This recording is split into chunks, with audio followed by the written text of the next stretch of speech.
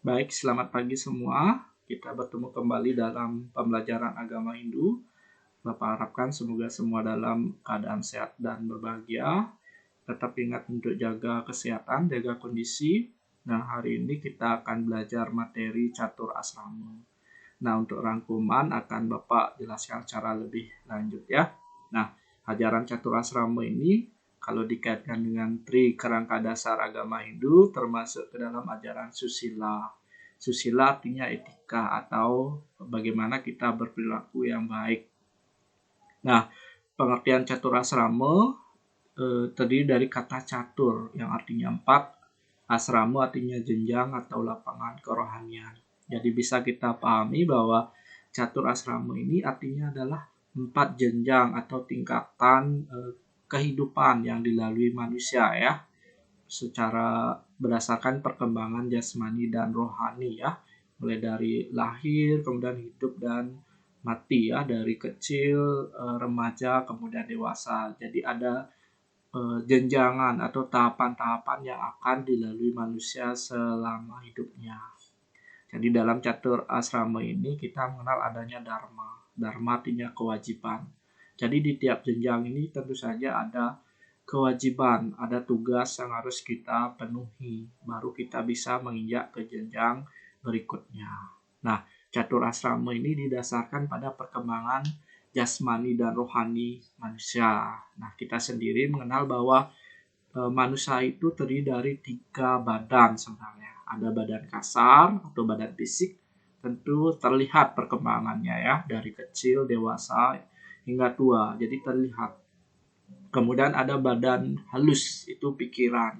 Pikiran juga mengalami perkembangan ya, dari anak-anak yang mungkin masih memerlukan dukungan orang tua, kemudian dewasa, kemudian tua ya, jadi ada juga perkembangan. Nah, yang tidak berubah adalah badan penyebab atau atman. Jadi atman ini ibaratnya adalah saksi dari perbuatan manusia selama hidupnya. Dia akan membawa karma wasana atau bekas perbuatan.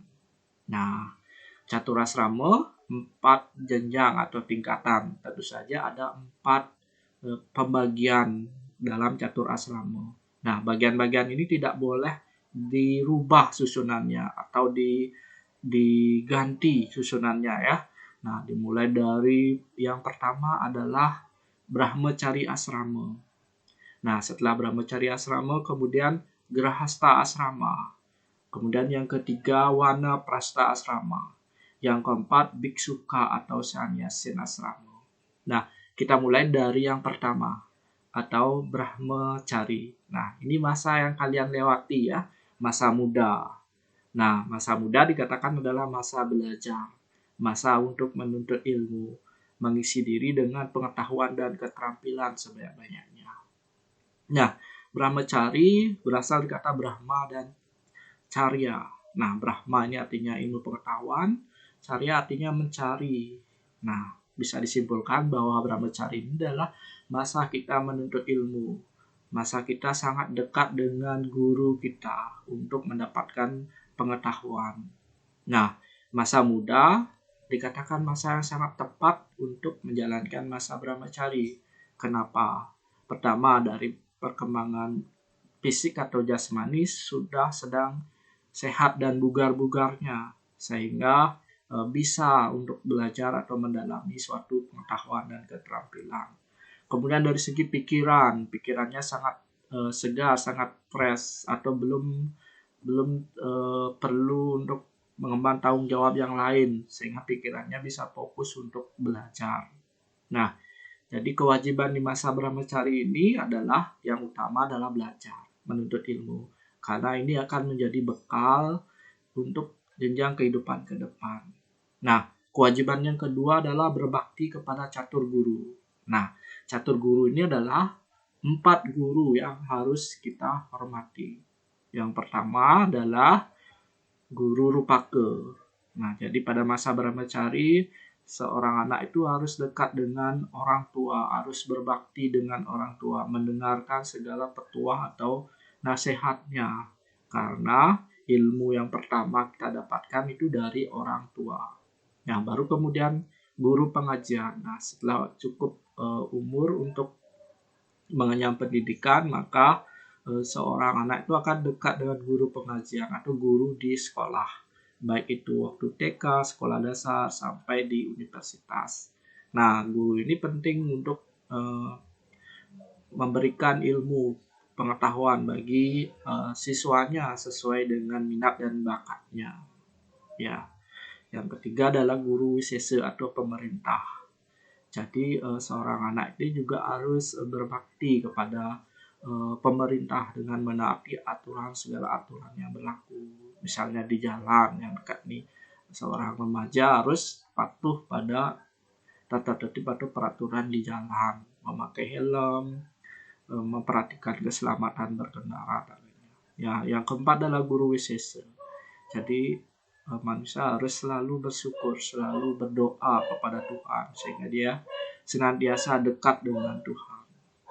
Nah, masa brahmacari ini adalah masa yang krusial, yang sangat penting, sangat mempengaruhi jenjang-jenjang berikutnya.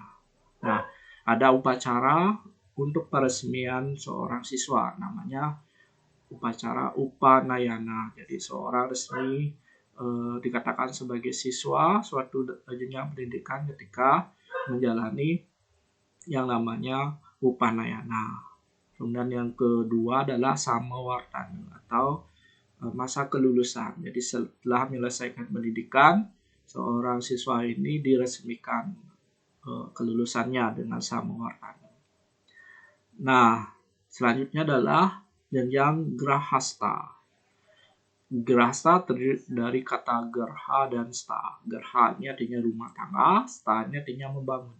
Nah, setelah belajar, kemudian mendapatkan pekerjaan sesuai dengan bidangnya, sudah mandiri sehingga tidak memerlukan bantuan dari orang tua secara finansial dan lainnya, sehingga masa ini cocok untuk menjalankan masa berumah tangga atau masa bersuami istri.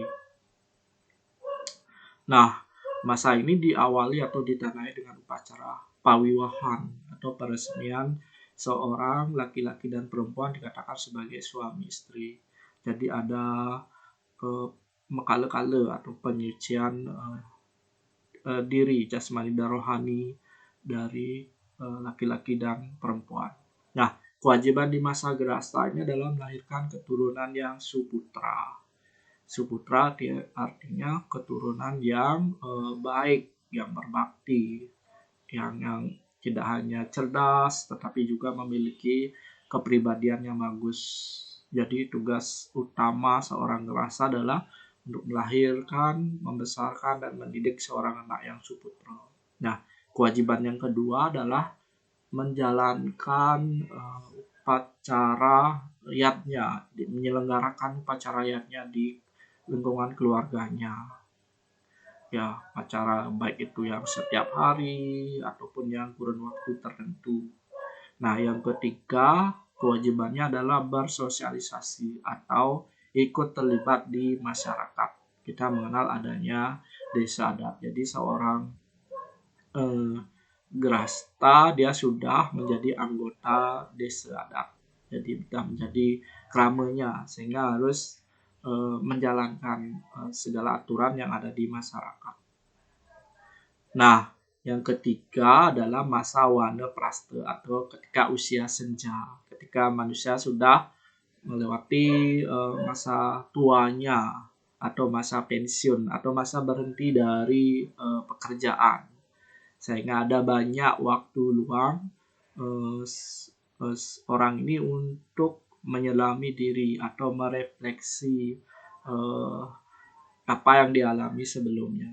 Nah, jadi wanaprastha dari kata wana dan prastha. Jadi wana ini artinya hutan, ya. Prastha artinya membangun. Jadi wanaprastha ini artinya pergi ke hutan. Nah, pergi ke hutan ini maksudnya bukan ke hutan beneran. Jadi pergi ke hutan artinya menarik diri dari hiruk pikuk duniawi. Jadi sudah tidak terlibat lagi dengan kehidupan duniawi karena sudah memiliki anak yang meneruskan kewajibannya, misalnya bermasyarakat. Jadi sudah dilimpahkan ke anaknya. Dia juga sudah terbebas dari pekerjaannya karena usia senja.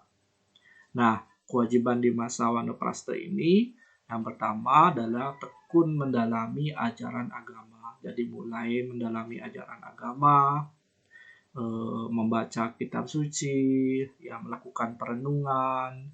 Nah, kewajiban yang kedua adalah beramal atau memberikan bantuan kepada sama atau di masyarakat. Nah, jenjang yang keempat adalah jenjang terakhir. Ini adalah biksuka atau sannyasin. Nah, biksuka dari kata biksu artinya meminta-minta. Ya, kenapa dibilang meminta-minta? Karena ketika masa biksuka ini orang itu sudah dianggap tidak memiliki apa-apa, sehingga dia harus istilahnya meminta-minta hanya untuk memenuhi kebutuhan makan dan minumnya. Nah, biksuka ini adalah masa ketika orang itu sudah mampu melepaskan ikatan duniawi. Nah, kewajiban di masa biksuka ini adalah sudah terbebas dari hal-hal negatif yang ada di dalam dirinya. Nah, dalam agama kita mengenal ada ajaran Trimala ya, 3 perbuatan kotor.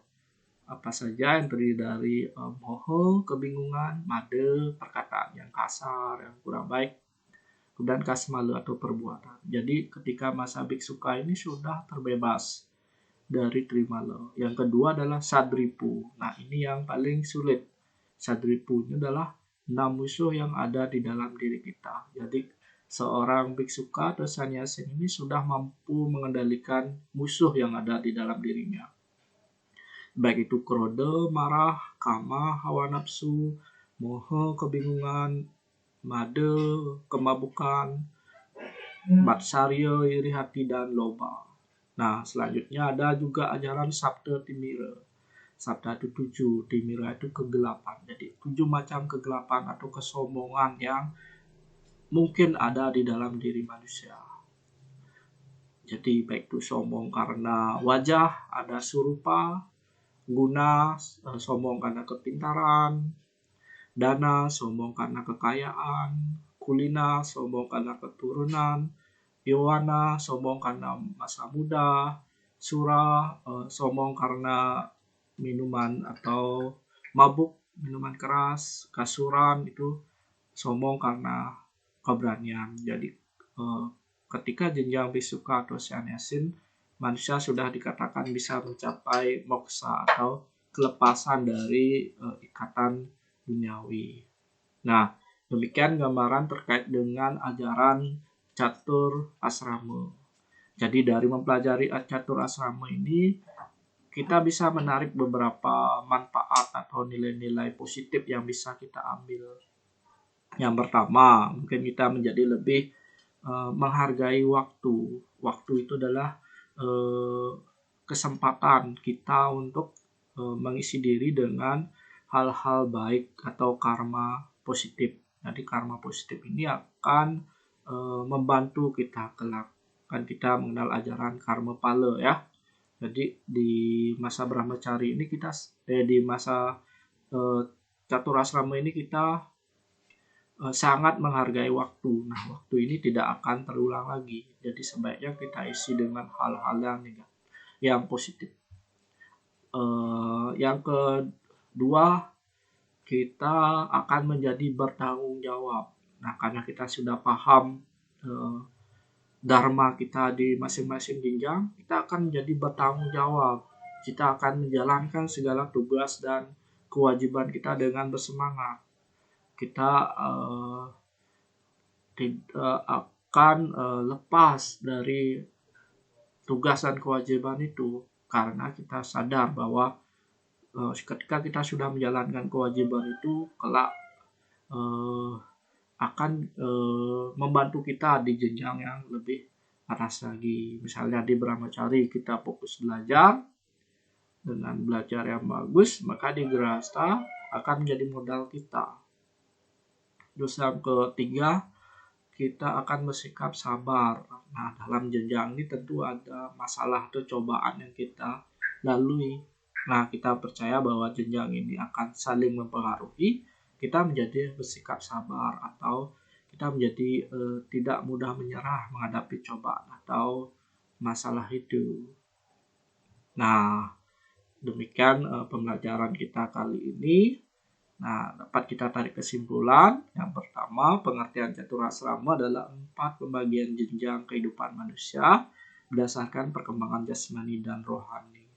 Yang kedua, caturasrama ini terdiri dari brahmacari, grahasta, wanaprastha, dan biksuka. Nah, di setiap jenjang ini ada tugas dan kewajiban yang harus dipenuhi. Ya. Nah, dengan memahami ajaran caturasrama akan memberikan manfaat bagi kita. Yang pertama, kita akan menghargai waktu. Yang kedua, kita akan bersikap bertanggung jawab terhadap tugas dan kewajiban. Yang ketiga, kita akan memiliki sikap yang sabar dan pantang menyerah. Nah, demikian pembelajaran kita kali ini. Semoga bisa bermanfaat. Ya, kita tutup dengan mengaturkan para Santi. Om Santi, Santi, Santi.